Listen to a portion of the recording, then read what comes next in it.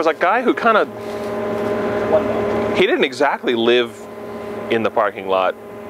Pretty sure he lived in his car, and the car was here a lot. It was a guy named Duncan.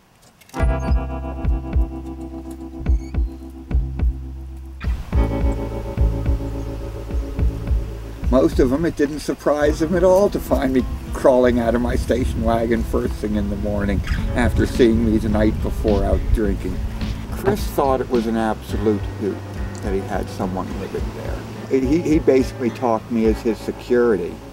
And wouldn't you know it, the one night that I wasn't there and I spent somewhere else, somebody broke in and vandalized the booth.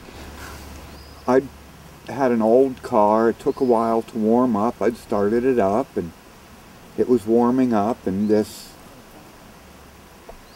indigenous youth of the population comes up and raps it on the window and says, "Hey, can you give me a ride to so-and-so and whatnot? I'd do a blunt with you." And it's like, yeah, sure, no problem. It's got to warm up a little bit. And warmed up, pulled it out.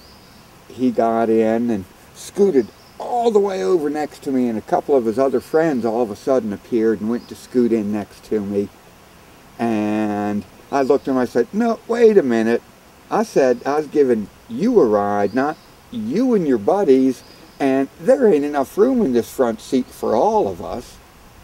And he goes and gets this bulge in his pocket. I mean, whether in fact it was a firearm or not, I have no idea.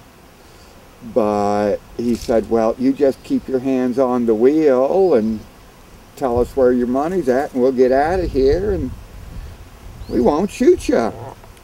And I kind of turned my face to him and got nose to nose to him and said, "Shoot me. Just go ahead and fucking shoot me. Solve all of my goddamn problems." And this kid just kind of is, and he just backed off and said, "You crazy, man." He then proceeded to introduce himself and his two friends. They got out and they ran away, and I drove down the road.